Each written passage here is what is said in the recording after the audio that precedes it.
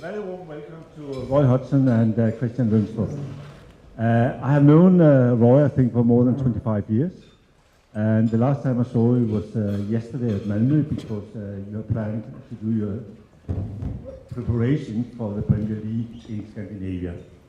One thing, you were introduced by a member of the board telling about the clubs you have managed and coached.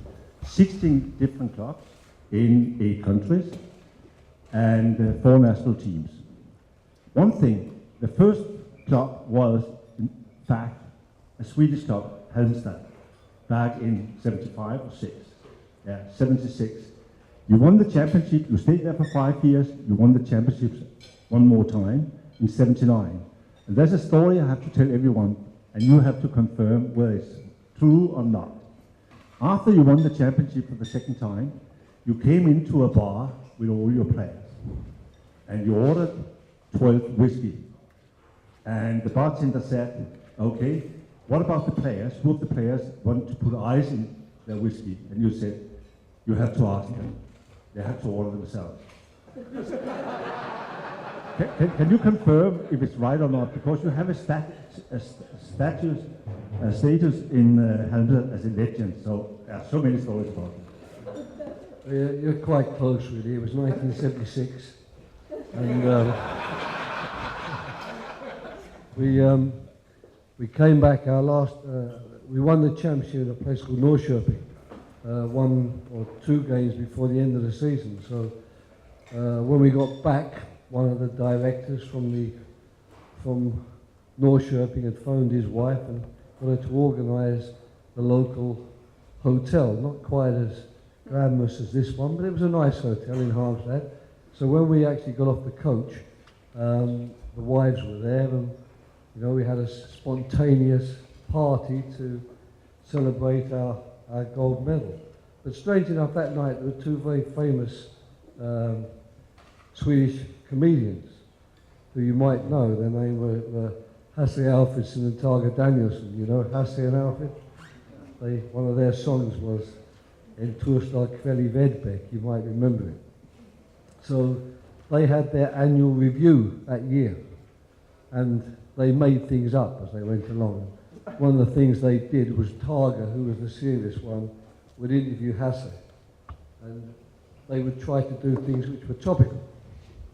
So of course, us just winning the league was the news of the day. So Tage interviewed Hasse, and he actually told that story. Have you heard that the coach of Halmstad has just gone in and ordered 15 of the finest whiskies you've got? And then he says to the players, now boys, you can take whatever you want. So that's where the story comes from. And also that same night, he did the famous Gröna sidan upp joke, which I'm sure you've heard many times. So for many years, wherever I walked, people would call across the street to me and say Gröna sidan upp, and expect me to laugh at it, but it got a bit tiring after a while. I laughed for the first 600 or 700 times, but I got fed up with it. But that's the story, yes. So there's an element of truth in it. But as I don't drink whiskey, it was always a little bit made up, I think.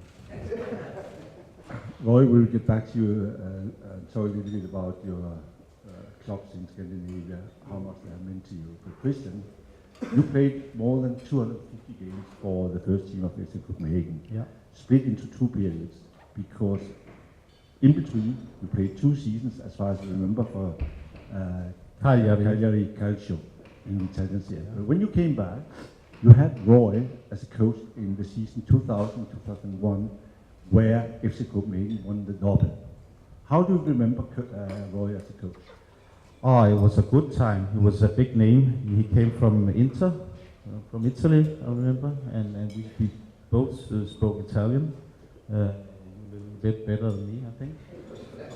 But I remember we won the title and the poker triumph, and some of my work today I do as Roy worked when I played for him. He has a very good contact. He had a very good contact with the players, always protecting us when we were a little bit down. When we won, you were always a little bit, annoying to us. Keep on working, be better. And I remember one time we started to play against the Celtic, a friendly game. Do you remember that? When we were in front 2-0, played very good. And then we had a sport director, Holmström. You know Holmström? A little bit annoying sometimes. And after the game, we were disappointing because we were in front 2-0 and we had a draw. And we went to the locker room and Roy wasn't there. And then Holmström came in and started yelling at us, you know, 2-0 in front, you have to keep that advantage and it's not good, you have to score some more, you know. He kept on being a pain in the ass. And, you know, nobody of us players, we were afraid of him, so we couldn't say anything. And then suddenly he banged the door, bang! Just stood there, Roy. What the fuck are you doing here? This is my family, this is my players. Do you know how much money Celtic spent on their players comparing to this team? From now on, you will never talk towards my players as you did today. And we were sitting there, you know, what is going on? We have never heard anybody talking to a guy like Holmström before. And then Roy ended, go outside, I don't want to see you. It was like watching a movie, yeah. And just to explain that he protected us as a family, and it's very important as a coach, you know, especially when you have those crises and you go in and say, it's okay guys, and he did that from day one. It's very important. Roy, how do you remember Christian as a player? Because I think Christian never played in the Danish national team, but he played for the under-21. And I think he might be one of the best Danish players who never made it into the Danish A team. But how was he as a player? I'm looking forward to that answer. He's a very good player, a very technical player, a player who was extremely good on the ball and who had a very good understanding of the game. He read the game well, and I asked him to play in a slightly wider position. We were playing in almost a fairly classic 4-4-4-2 formation. And on the left side, we had an out-and-out winger, a guy from the Faroe Islands, Johnson, a very fine player too. So I asked Christian to do the job on the right-hand side, but not as a winger. I wanted him to be able to cut inside and get the ball and help us to play. So I was lucky at FC Copenhagen to find people like Christian, and there were others who I thought were really, really good footballers. And although FC Co at that time hadn't won the league, certainly our players, in my opinion, that year were the best in the league. So it wasn't surprising in the end that we knocked Burnley off their top spot, because at that stage Burnley were the team to beat. And if I could just add before giving the microphone back, this is my evening for distance learning enchantment. It's nice of Christian to tell the story, and I do remember actually correcting Holmström, but I don't think I was quite as vicious towards him as that. He was a big guy apart from anything else. I don't think I'd have liked to have got into a fight with him. And but I did make the point, and I think it was a valid point. Strange enough, one of their players that day was a guy who'd worked with me at Blackburn Rovers, Chris Sutton. And Blackburn had sold him for some 25 million pounds, which was a lot of money in 2000. And I just thought that for the sporting director at the very start of our season together to start complaining that players couldn't beat Celtic was a bit strong, and was maybe raising the bar a bit too high, not just for the players, but a bit too high for me as well. I wanted to win the league, but I wasn't certain we could go out and beat every team we came across. So it was perhaps it was a good start. Maybe it did make Christian Holmström think a little bit, but I don't think I was quite as strong as Christian here is trying to make out that I was. Roy, I think with my knowledge of you, I think one of your greatest strengths is the way you treat your player. I have the idea the players, they like you because you're always there to protect them, you're there to take the blame. What would you advise Christian to do as a coach of Helsingør? They have just been relegated to the second level in Danish football. What does he have to do from here? You will always lose some players, but you have a chance to get new players. What would you advise him to do to recover from that relegation? Well, he doesn't need advice, because after 4 years of incredible success here, I think he already knows what it takes to be successful, and also he knows what it takes to bring a team from one league to the other, because to take Helsingør from the 3rd division into the Super League is an incredible achievement, because Helsingør is a very beautiful place. I used to come here quite often with my wife when I lived in Copenhagen, driving along Strandvejen and enjoying everything about it. And when we got to Helsingør, whenever we got back to Copenhagen, we regretted that perhaps we didn't try to find a place out here rather than in the centre of Copenhagen, because it was so nice. So he'll know what to do, so he doesn't need advice. I think what all coaches need is support. Obviously support from the fans, that's very, very important. But most importantly of all, I think support from the people who run the football club and who provide the money sometimes for the football club, because there's no doubt however good a coach you might be or however good a manager you might be, if you don't have the players at your disposal who are good enough to win a league, or in which case now to get back into the Super League, then you're not going to do it, because however well you coach, you still need the players who've got the talent and the ability. So I'm pretty sure that with your support and with your help, you'll want to get another season of Super League football behind you, because I'm sure you've enjoyed the last one. Christian tells me a new stadium is being built in the town, which you must be also looking forward to. And I'm pretty convinced that with the right support and the right help, he will do what he's done for you already, i.e. get you back into the Super League, and next time hopefully he'll be able to stay a little bit longer. We know all about that at Crystal Palace. You know, our life is a constant battle of trying to avoid relegation. Some years we avoid it a bit easier than others, but not many. You know, for the last 5 or 6 years it's been a fight, and it's normally taken 2 coaches a year to try and do that. So I'm really aiming to be one of the first managers I've had in many years to survive more than a year, which in itself be an achievement. So I know all about it, and we know all about support. We're very fortunate. We have fantastic fan support. We really do. You know, for those of you who've been to London and maybe have come to Selhurst Park, it's not the Emirates, it's not Old Trafford. It's a very different stadium. But I must say the atmosphere there and the support we get from our fans is second to none, and it does help us get some points at home, because even the big teams, they get taken aback sometimes by the enormous enthusiasm and support we get from our fans. So I hope to see you back in the Super League again. We're looking forward to tonight's game, and I'm sure that with Christian here, you're fortunate to get such a good man, such a good manager, and such a good person to run your club, because at the end of the day, the qualities people have as human beings are very, very important when it comes to coaching football. I know you.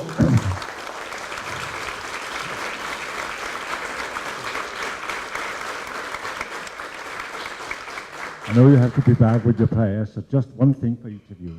Christian, what does it mean to you? You have played Elfsborg in a training game. You have played Hansa Rostock, also a good opponent. Now you play Crystal Palace in the Premier League. We all know there's still 1 month to go to the South Premier League. Anyway, what does this game tonight mean to you and to your players? Oh, it's a big game. I think it's going to be tough today. We have to be ready from the start. I have to see how Roy is reacting after 10 minutes, you know. We are starting with a good start 11. So it's going to be tough on all levels, physically, technically, tactical. So I'm looking forward to it. Maybe it's one of the biggest games for us as a club. I think, you know, everybody knows it's a friendly match, but comparing to FCK, Brøndby, I think it's the biggest club. So we're looking forward to it, but we have to be ready. I just saw the players going on the field before, and the big guys eating a lot. So I hope that Roy today is a little bit relaxed, you know, not too many difficult things on the field. But we will try to make a good game, as we always do. We will try to win it, as we always do. And let's see what's going to happen. One question for both of you. Roy, what is your goal in the Premier League this season? When you took over last season, you came in, had lost the first 4 games without scoring a single goal. In your first 3 matches in charge, you also lost them. And then you made that brilliant turnaround, and you brought the club into safety, and you finished 11 in the Premier League. What is the goal this season?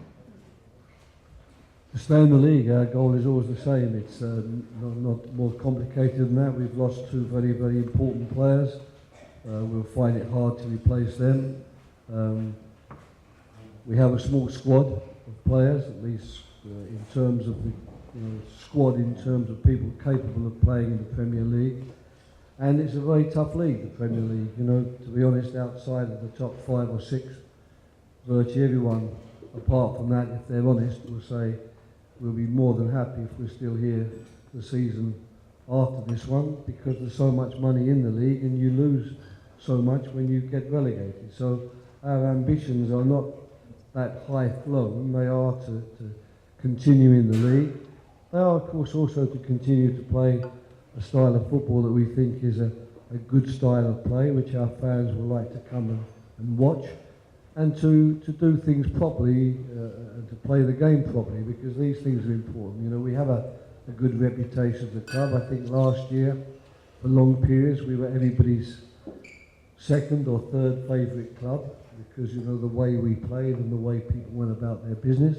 So we'll still try and do that. But I must warn you tonight that it won't be easy for us. When you start pre-season training, I'm afraid these days you're in the hands to some extent of sports scientists, and it's a constant fight. They want to always do more, they want to push players more. So in terms, I got one eye to preparing the game. They're only interested really in getting the players fit for the 10th of August. As a result, we've already lost 4 players to injury, so that hasn't been that successful. And also, of course, they're very anxious that at this stage of the season against a team that has really been playing all the time and is still in sort of championship sort of mode, that we don't push people too hard. So I'm afraid we have to make changes in the game and spare our players. But what I intend to do is to do that piecemeal. I'm not thinking of making a change here, a change there. It'll be some players will leave the field at half time, some other players might leave the field after 60 minutes, so it won't be substitutions all the way along. And I'd just like to add finally how grateful we are, A, to be invited here to play, which we're looking forward to. We were very impressed by the city and by the football stadium we were going to play on. And secondly, to Christian and the sporting director and the management of Helsingør for being so understanding when we said to them, look, I'm afraid we're going to have to sort of use basically all our players tonight to get through the game. We can't just put out an 11 against you, because if we did that, the last 30 minutes, there wouldn't be an 11. You know, they'd probably be about 3 or 4, and the others would still be on crutches. So that's something you have to do. But we're looking forward to the game. We are grateful for the opportunity to play here. We're really looking forward to it. Like Christian, we'll try and do our best. We'll play seriously. There's no doubt about that. And I've got to say, whether we win or lose is of much less consequence to me, but I will be disappointed if I don't see the players doing the sort of things that we want them to do and playing the sort of football we want them to play. That will disappoint me, so hopefully they won't disappoint me, and if they don't do that, they won't disappoint you. And Christian, your goal for FC Helsingør? Yeah, we went down. That's life. Sometimes very near to stay up, but that's life. And as Roy told us when we had him as a coach, it's very important for a trainer to have a good feeling in your stomach. And I have a good feeling this year. If we can keep on our good players, not selling too many, then we can go up. But it's going to be tough. But we have shown Denmark the last 3 years that you can count on this city, this team, and we'll keep on working. It's going to be tough, but everything is possible in football. Thank you, gentlemen. Enjoy tonight. Good luck.